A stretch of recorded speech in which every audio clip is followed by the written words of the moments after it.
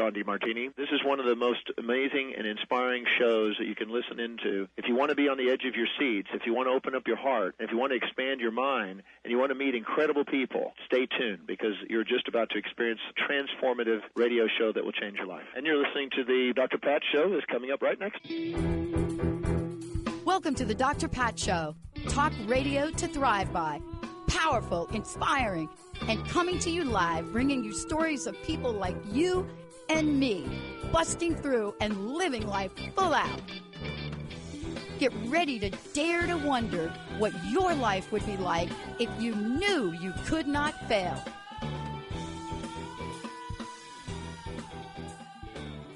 Everybody, I want to welcome you to the show. I'm telling you, we have got a great show for you today.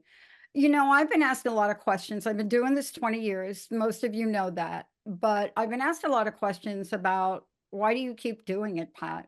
Why do you keep creating something, trying to change the world of media, creating positive centric voices? Why do you keep doing that?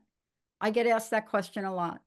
The other thing that's happened to me recently is, why do you want to start a nonprofit? I mean, why? I love this when people always ask you why. Why are you doing that? Why do you want to help people that have mental challenges? So I get that question. Then I get the questions of, your trademark's being challenged. And then I think, So here's the answer. Today's show is with somebody that not only knows the answers to those questions, but you're going to hear from him today. Because now when people ask me those kinds of crazy, what questions, I'm going to say, you got to read this book, Fire in the Hole by Bob Parsons. Just read the book. Because what you'll find is, you find an amazing man, somebody that went through the toughest of toughest times. Somebody that, like many of my friends, many of them who did not come back from the Vietnam War, came back changed. You're going to find, when you read this book, when you're ready to give up, when you're ready to throw in the towels, and you ask me why my uncles gave me boxing gloves at age 5, you're going to find the answer for that. Because in the world we live in today, most of us that grew up reading comic books because our childhoods were so awful, we've learned to dream. We've also learned that there's a power of perseverance. Today, I am honored, and I want to thank Bob Parsons personally, because he did something extraordinary on the way to this interview. He created many things. He's gone through many challenges. He is one of the most incredible people to give back. He believes in supporting people. Philanthropist is not even the right word. He's innovative. He made my favorite race car driver amazingly popular. And today I want to thank him, because 2 of my trademarks were challenged. And what did I do? I printed the GoDaddy registration page. And one person said to me, you couldn't have possibly registered that GoDaddy then. They didn't exist. I said, yes, they did. I bought the domain, and I learned so much about how to be in the world in business, because people like me without a technology background could not do what we're doing if it wasn't for the innovation, the commitment to loyalty and customers and staff, and the enthusiasm. And yes, we're both called optimists. Bob, it's great to have you here. Thank you so much for joining me. Well, Pat, I'll tell you what, Dr. Pattis, I'm thrilled to be here. And man, that's quite an introduction. I wrote you letters. I often thought of you. I mean, I'm one of these crazy people that just drops a note and says, dude, thank you. But I want to thank you because PTSD, and we'll talk about that, but the journey to move through life and show and talk and help people know, don't give up. You can live your dream. See, there are many questions that people give me to ask you in this book, but I want to ask you this question, Bob. Given everything you've done, I've been asking this question for 20 years. I want to talk about some of the challenges you overcame to bring you right here today. The making of somebody that really does care. That's you, isn't it? Well, what I did was I just, like I say in the introduction, I just kept dreaming, Yeah.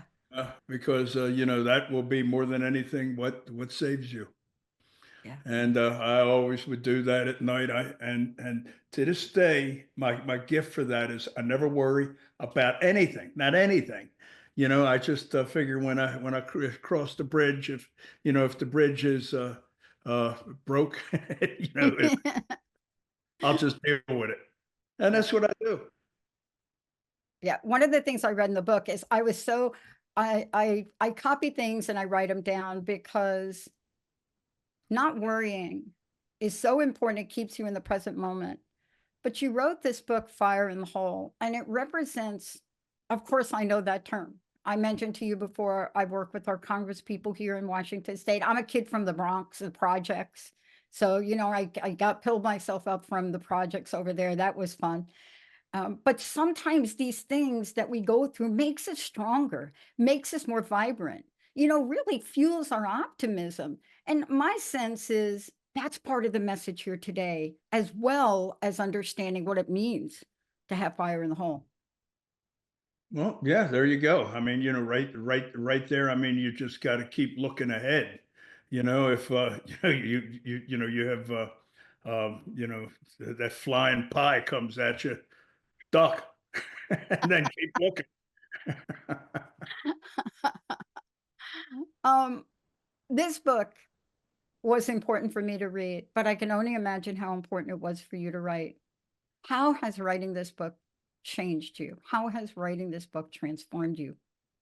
Well, I realized how much I can cry given the opportunity. And in writing the book and going back through those, all those days and struggles and things that, losing friends and on and on and on. I mean, I cried and cried and cried. And when, I'll tell you a little secret. When I did the sequence about Vietnam, those 4 or 5 chapters, and I came across the part that, um, when I was treated with psychedelics in 2017 or 2018, it all runs together, Pat. Yeah. Yeah. Um, but anyhow, when I was treated with psychedelics then, and it really, I mean, it brought me home in many many ways. But there was still something about the war that really, well, it just still it was a little clinch, and I learned what it was when I did the book, and what it was. I during my last part of my um, uh, tour overseas, after I was wounded and reassigned to this unit and that unit and this unit, I was my final part was the part I thought was absolutely the easiest, was when I was assigning troops to planes to go home from, they would rotate from their tour was over. I'd assign them to a plane, or to a jet. And then when they were headed towards Vietnam, there'd be these fresh, almost, they looked like just fresh recruits, which is Yeah. really what they were, and I remembered what I was then, and it seemed like it was 100 years ago. I mean, I had grown in so many ways, but one of the things that happened is along the way, I was assigned to a military intelligence unit in the Marine Corps. The Marine Corps has intelligence. I never knew that. So anyhow, what I learned was when I was in intelligence, I learned the units in Vietnam that were absolutely the ones that were, yeah, if you were going to get killed and you were going to get wounded, it'd be with the Ninth Marines, and that's just the way it was. And the reason it was, God bless them, they were up north, they were by the Ashaw Valley, they were by the DMZ, they were in major struggles every day. Now I was down around in the rice paddies of 26 Marines. Now we didn't have a walk in the park, but we didn't have what the Ninth did. Uh, So, but anyhow, I would look at these guys and I'd see who was, going into the Ninth Marines because I'd verify their unit and stamp it on their orders. And, these guys were, look, there's a little bit of excitement about something new. They were kind of happy and so forth. And I would just look at them and I thought, man, if you guys only knew, and I almost couldn't even look at them, man. I just keep my head down and so forth. Well, when I got to that part in the book, oh, and one of the things I did to kind of bring everything out during the war, I took mushrooms, magic mushrooms, and I flashed back, Pat, back to Yeah. Pat. Yeah. I was there. I mean, Yeah. I was there, and I started crying. I didn't know I could cry that hard, and I mean, and it just it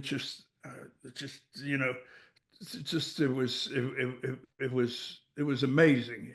Yeah. It was amazing. It was therapeutic. It was cathartic. It was great for me, but it was also so healing. But I learned that what really bothered me was looking at those guys and Yeah. seeing them. When you look at a group of people and they're either going to be tore up or they're going to be killed, that's it's a hard thing. It is. And I didn't realize how hard it Mm. was until I had to revisit it, and I so that was that was something that was well that was a big moment for me. Yeah. I'm so glad we're talking about this because, look, you and I have seen some things. I have not seen Vietnam, but I have seen some things in my own life. My mom's suicide at age 6. I'm in Catholic boarding school. There's so many things. But what I've learned is what you've learned. There are now ways for us to get in touch with those things that we can't really get in touch with in our live world. And what you're talking about is it's such a new and yet not new way for people that are really suffering to get out from underneath and get help. I'm so glad you shared that, Bob, because, look, I get it. I tried to join the Air Force when I was 17. Okay, this is a funny story. Maybe not so funny, but it's a little funny. And yeah, I'm a crazy kid, grew up in a motorcycle family. My first license was a motorcycle license. My dad built them in the living room, all of that crazy stuff. But I'm 17, I'm homeless, right? They kicked me out and I'm homeless. And I'm homeless in New York.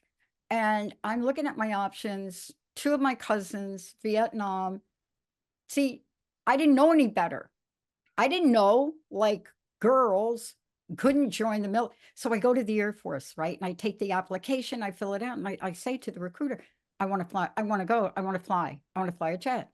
So he takes my application, I pass with flying colors, I'm 17. And he says, well, we don't exactly put people, this was with your talent in airplanes. I said, I want to fly an airplane. I want to go, I want to fly. My cousins went. They were not in the Marines, they were in the Army. And I said, I want to go, I want to fly with the Air Force. They said, you need to, we want you at the desk because we want you to be the person to work with the people that are being sent over there.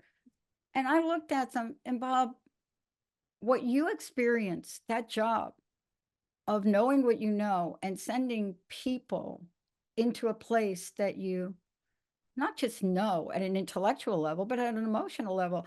And I looked at the recruiter and I said, I don't want to send anybody in anywhere. I don't want to keep paperwork. I want to go and I want to fight. I know now he was never going to let me do that, but my parents had to sign the papers. I'm 17. My dad, who was quite invisible all my life, said, and my stepmom wanted to, my dad said, you got to be out of your bleeping mind. I said, what do you mean? He said, are you kidding me? I'm not going to be responsible for putting a gun in your crazy hand. And I just thought, he said, I'm not going to sign the form. I said, Dad, it's just to serve. See, my family served. And there was something about that for those of us that were here that lost people that never made sense to us. And I want to thank you for not only your service, but for putting the fight behind PTSD. It took forever to get anyone in any level of authority to even understand it was a real thing, right? Yeah. But now here we are, and there are things we can do, and there are things we can know. But what you're doing to bring this level of awareness, and oh, I think I'm going to cry. We can never give up the fight. No. That's what I take from your book. Can never give up the fight. And I want to ask you, you're an optimist. Did you get to be an optimist from reading the comic books? Because people hear that I read comic books and they're like, oh, is that where you got, is that where you became optimistic? I said, no, because I read all of the Dark Side Superman comic books. That's what I related to. How did you get the energy of optimism? I get asked that question. I don't really know the answer. I was just born that way. I mean, Yeah, it's good. best of my knowledge. Because, if you look at the way I grew up, and, with my mother was, well, I guess the easiest way I can say, she was crazy. Yeah. And, she was not easy on any of us. But so it's just that I shouldn't be an optimist. I should be pessimist and so forth. But no, I'm an optimist and always been that way. Like, for example, when my mom would have one of her, episodes where she'd call me up at night. I'm 8 years old. I'm in my little jockey shorts. That's all I got on. And then she'd start giving me that stuff. Where's your father? And then screaming at me, "Where's your father?" And of course, I have no idea where he is. And she takes her head and starts beating it into the wall, right? And then starts pulling her hair out in clumps. And I would just, and then she started making these crazy noises, sound like a trapped animal, hoo, hoo, hoo. And I would just either first I'd try to call my Aunt Bertha, get her to come over and help mom. And sometimes she would, and other times she wouldn't. She'd tell me I would just have to handle it. I'd say, thanks, Aunt Bert. And and then, and then if, after that was done, I just back up and go back down my steps. And rather than crying and worrying about it, I just would lay there and think and wonder, why is mom that way? Why is mom that way?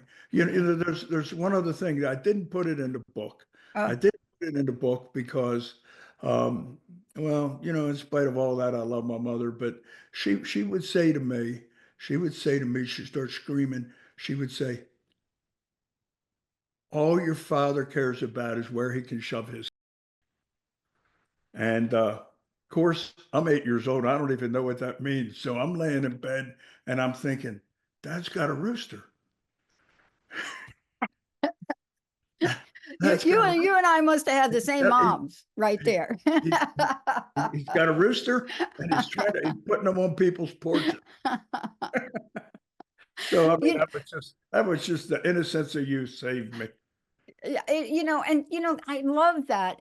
So this is so fascinating to me. Of course, I want to talk to you about what you've learned in business. Of course, I want to talk to you about, I didn't consider the Super Bowl thing a controversy. I just loved it. But, these are the things that are so important to remember.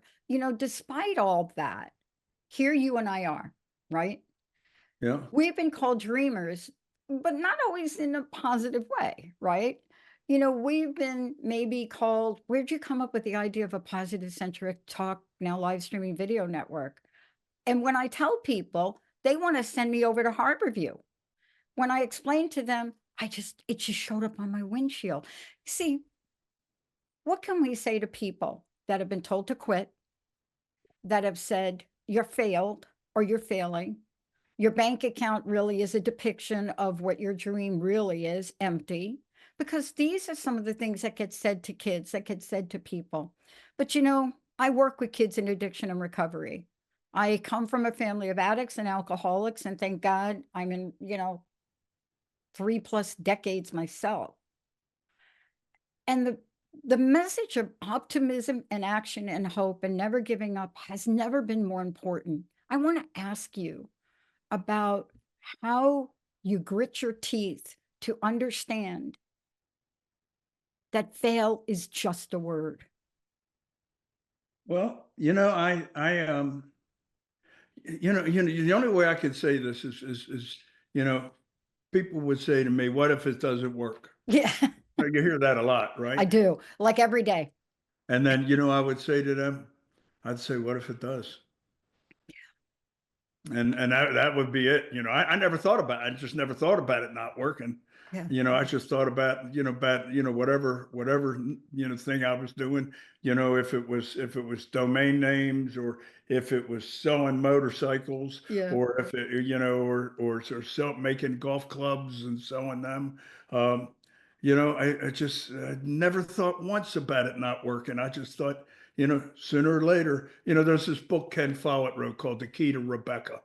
Mm, And in it, the key to Rebecca is the way to break this Nazi code that they're dealing with. And I always thought, I said, I just got to stay in it long enough so I can find the key to Rebecca. And that's, to me, that's all I thought about. And yeah. by doing that, it's just energizing. And I learned that as I went on, the more people said it wouldn't work, the more I knew it would. Yeah. Yeah. And that's, there's so many things that I often think in my life, what is the timing of having this conversation with you? I've wanted to have a conversation with you for over a decade. And I often think now, now is the conversation. I think because the God of my understanding, whatever you believe in, wherever you are in your spiritual journey, I think is so much smarter than a fourth grader sometimes. I'm not really happy about the way we talk about that. Clearly, getting beat in Catholic boarding school every night was not really fun for a 6-year-old kid. But then life happens and opportunities show up and conversations like this show up. You've often said, I'm going to paraphrase, there aren't really setbacks. There are opportunities right around the corner. And that happiness is a choice. And I want to talk to you about that. That's so important. Oh, it is. It is. In the book, I use an example of one time I was in this camp in Zambia.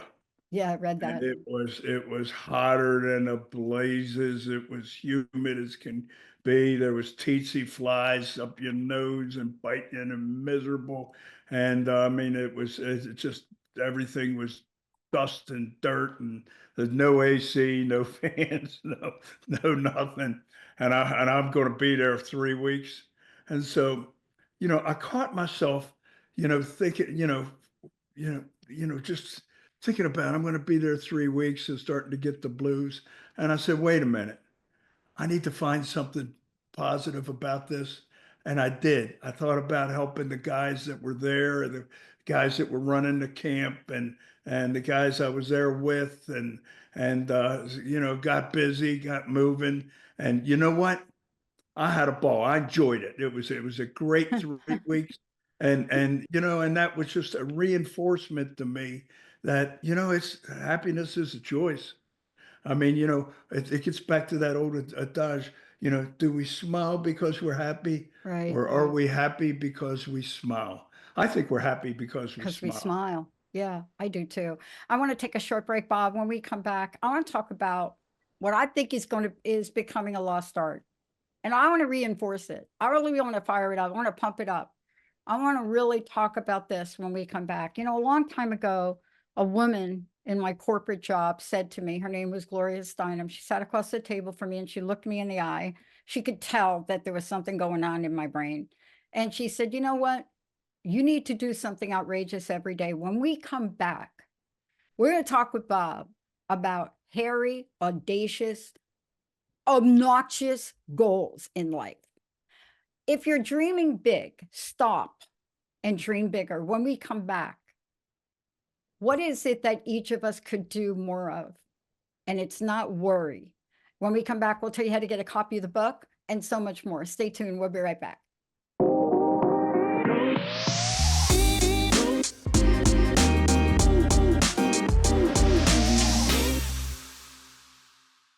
Hey, everybody, welcome back. I want to make sure you know this is an honor for me to be having this conversation with Bob Parsons. I want to make sure you know you can go to his website, bobparsons.com. This book, this is a must read.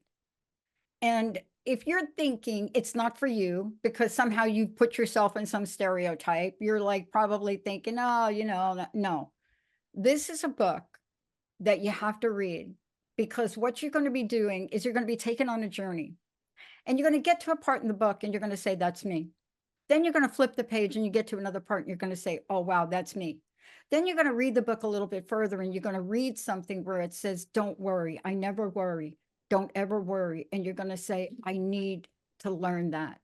You see, every once in a while in my 20 years, about 10,000 books, I get something that comes across my desk and I get to meet the man that I've so admired. I don't know if he got like weird psychic things about that from me, but why? Because I watched what he did. I watched how he opened so many doors. GoDaddy is just one part of the story. There's so much more. But GoDaddy in 2001 and 2005, I never thought in a million years that I would pull up a GoDaddy certificate, have to send it to the trademark agency to prove that I actually created something. Why GoDaddy? There wasn't anything like it. For somebody like me, an entrepreneur that didn't know how to build websites, that didn't understand a cPanel, all of the other places out there didn't have anyone that could help. And when Bob says, and he talks about the people, his team, it shows. Bob, thank you for joining me here today. The book is available everywhere, right? It should be. It better be. We're going to get after him. Look, I'm not kidding. I read this book. I cried. I thought about the friends who didn't come home from the war. I thought about, what it felt like to be homeless and not being able to get treatment for that, but just suck it up and keep going. But I also thought about your message, your enthusiasm, and what you talk about. It's like a live culture. It's like having a probiotic in your mind that makes you happy all the time. But yet you're very forthcoming and saying, this has not been easy for me. And here you are today. I want to ask you, dream big, audacious. When you're dreaming big, dream bigger, because your mind will probably tell you you can't do it. How significant is that in the world we live in? And anytime I do a show or I'm on a panel and they ask me about the network and they ask me about, oh, you're this positive live streaming stuff you're doing, big deal, you created your own proprietary technology, people are not going to listen to that crap. I'm going to remember what you said in this book. Don't listen to those people. But you've heard that from people, right? I want to ask you about the challenge we should put out to people now, not just to not give up, but to put some additional oomph in your dream, fire it up, fuel it up, become warriors for your dream.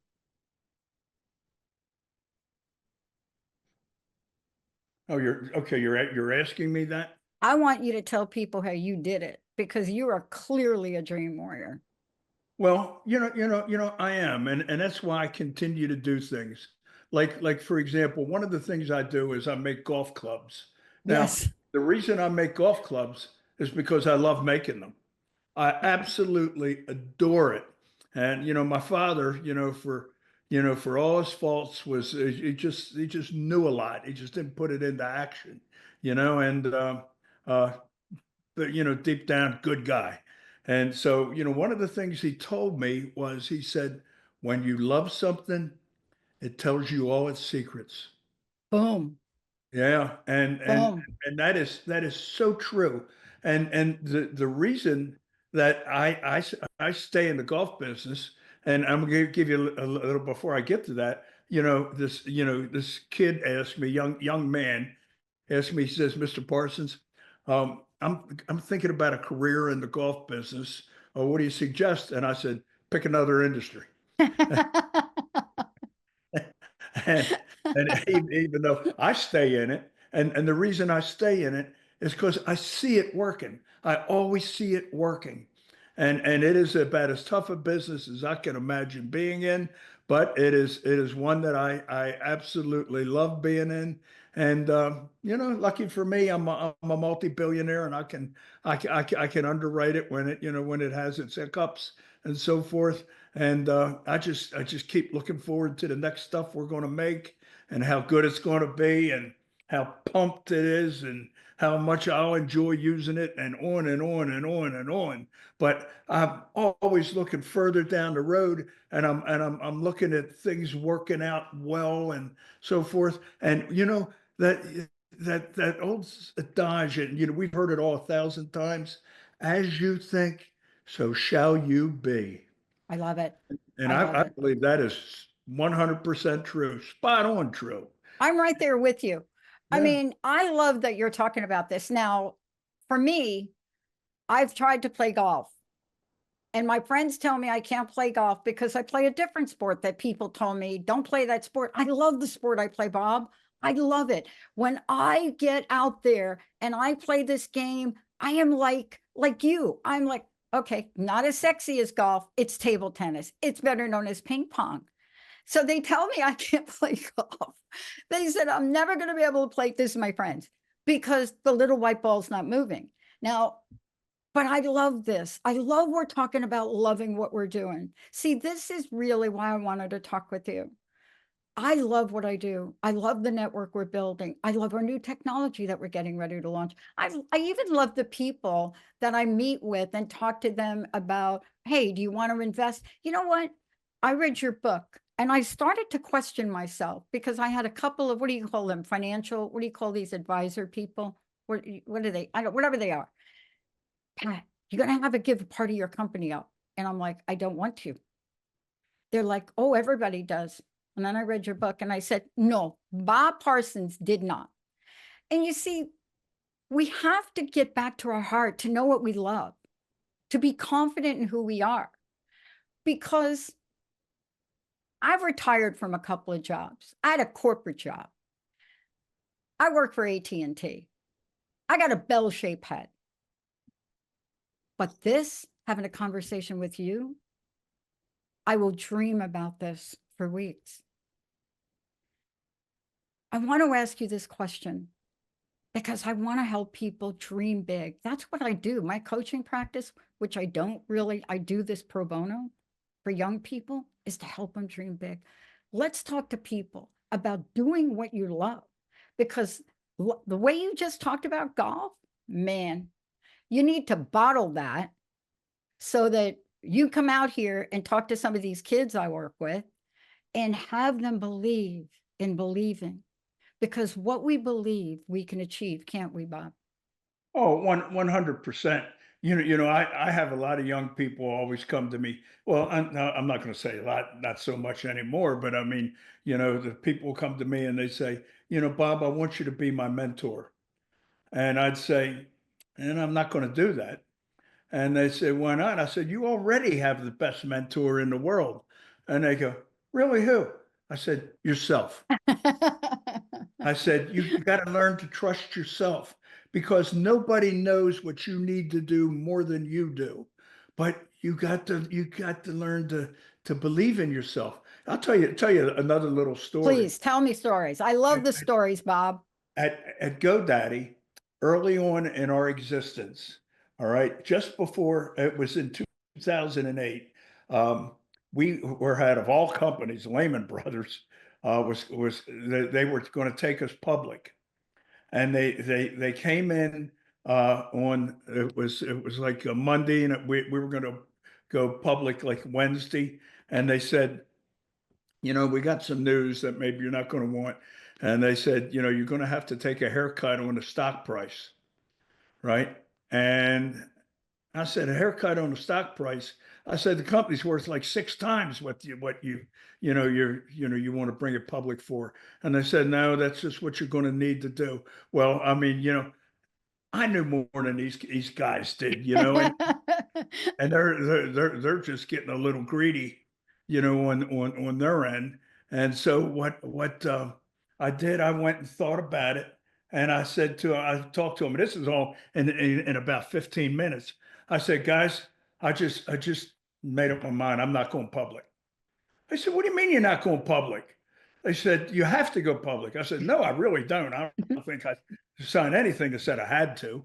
Um, and then, and even the attorney that was working with us said, Bob, nobody has ever, in all the years I've been doing this, not pulled the trigger when it was time to go public.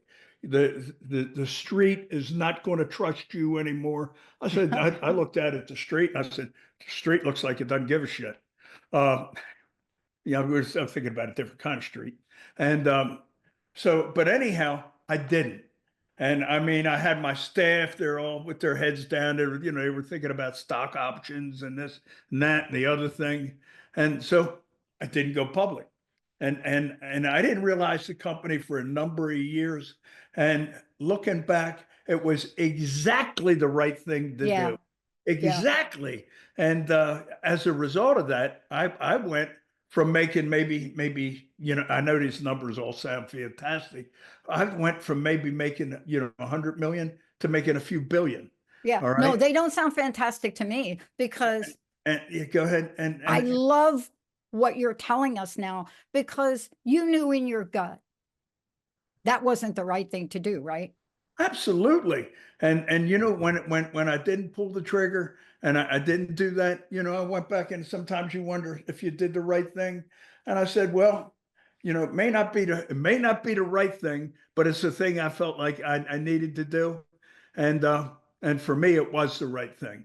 Yeah. And then so there you go. So it's all boils down to believing in yourself, looking forward, continuing to dream, not letting anything shatter that.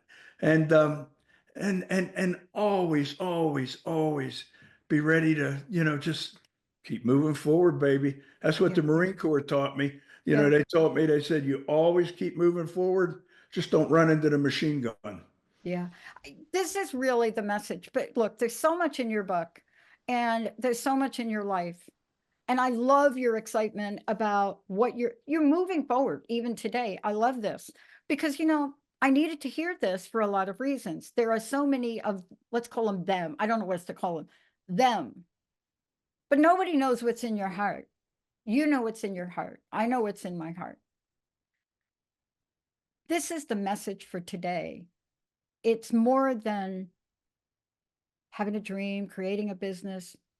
I mean, I spent so many years in a job I didn't really like doing, but give me a Harley Davidson to take it apart and get my nails greasy and just get, that was it. Taking cars apart. That was what my dad, he had 3 girls. What is he going to do? He got 3 girls. He's a mechanic. What's he going to do? Right? But what you're saying, I don't think if I were to ask you this question, Bob, do you ever have any doubts? Did what? Have you ever had any doubts in your life? Briefly.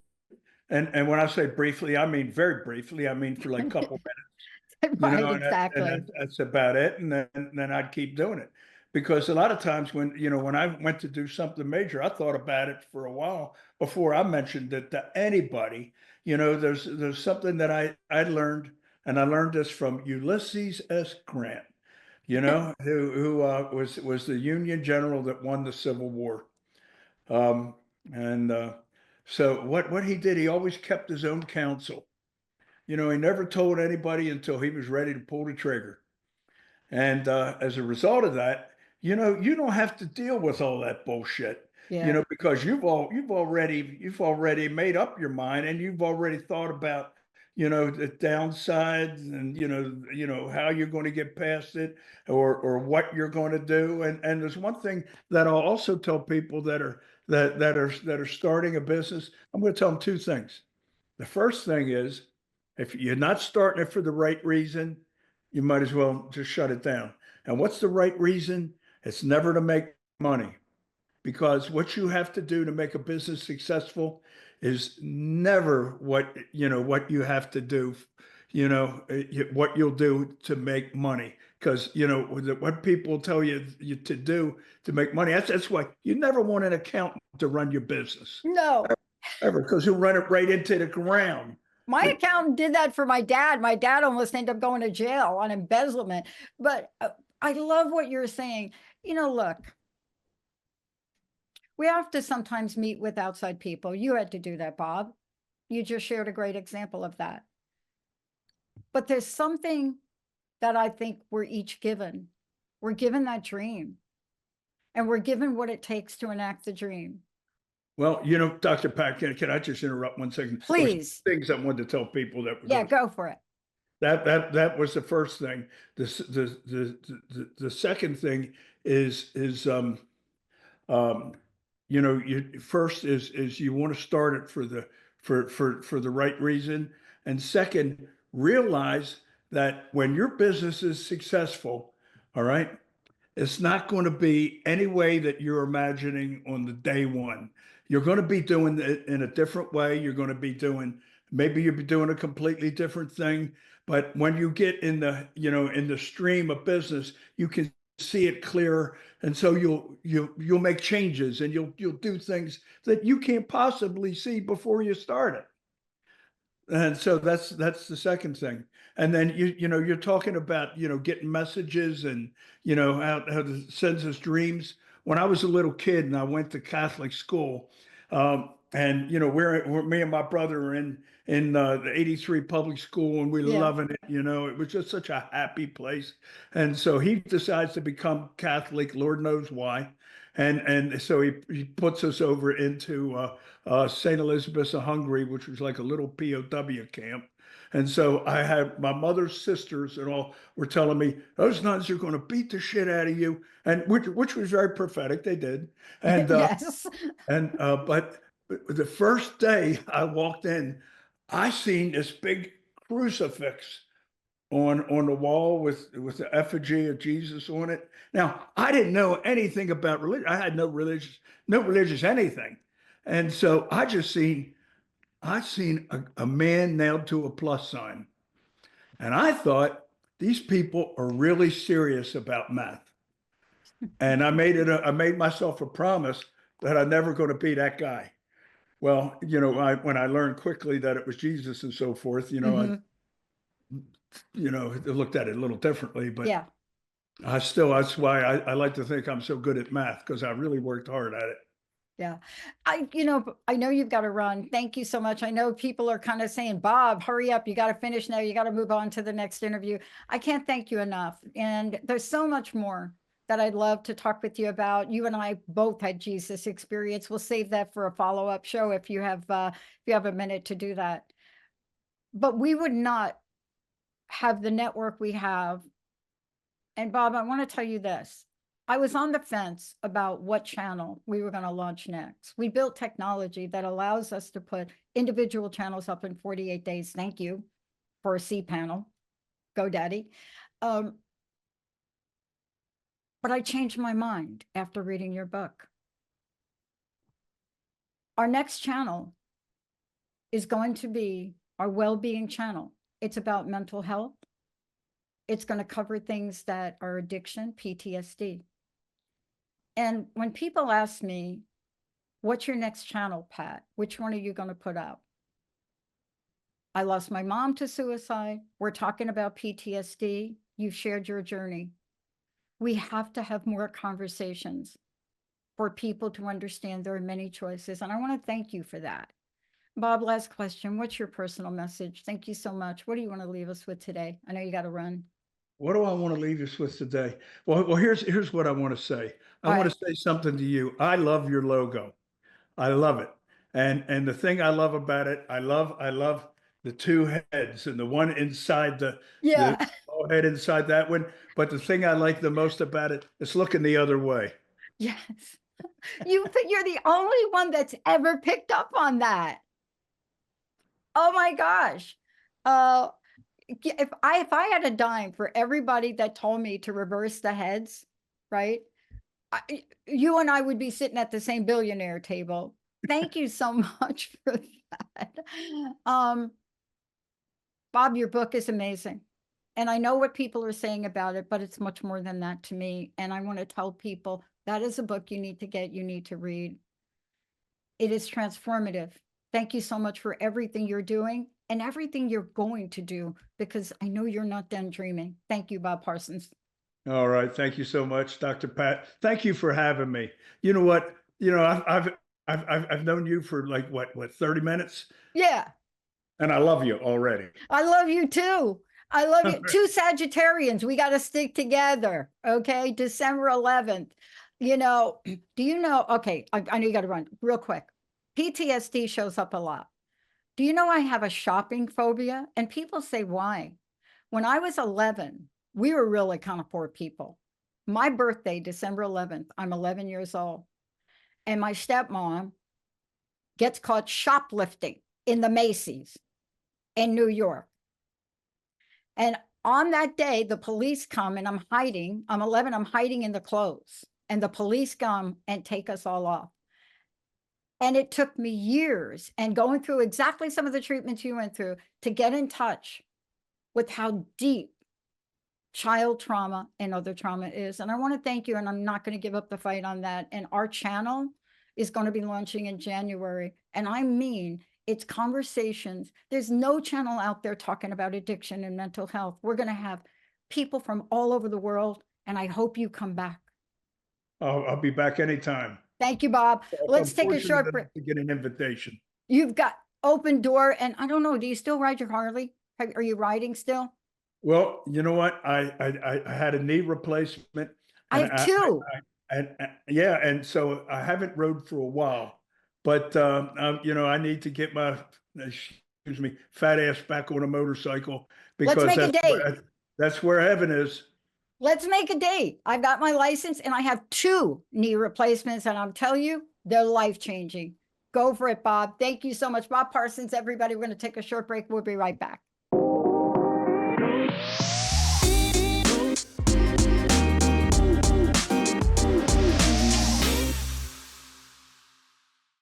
I want to say this. There's so much more in the book. And I'm not kidding. This is not a book that you think is just for a handful of people. There are so many nuggets in what Bob shares, and so much honesty and authenticity. And for those of you out there, when you hear he and I talk about alternative ways to really understand and really get underneath PTSD, we're very serious about that. You know, for many of us that have gone through traumatic experiences in our life, you know, to this day, I think about how difficult it is for me to have a hot dog from a hot dog stand. But for Bob, it was so real. We lost sight of the fact that Vietnam was devastating, horrific. We lost sight of the fact that our soldiers returned home from that and were hated. We lost sight of the fact that to this day, we still don't talk about that. And we're repeating it, whether it's Iran, Iraq, it doesn't matter. We're here in this country because we do have the strength of our military. We do understand what it means to honor them. And like my interview with Congressman Jim McDermott, which we're going to replay on the heels of this, when we talk about the VA and what's been done in the VA, and I want to mention Tim Walz for a minute. Doesn't matter what party you belong to, but if you look at what Tim Walz has done to really make sure the VA is supported, I can't even begin to tell you how seriously important that is. In the world we're living in today, we are still sending troops abroad. We are still fighting wars in places where we don't understand, and we forget that we're sending human beings there. And in today's world, men and women, what we didn't talk about, what Bob has created when he talks about women in Vietnam. Beyond that, this book, Fire in the Hole, is for anybody that wants a life, an amazing life. It's for anybody out there that wants to throw in the towel.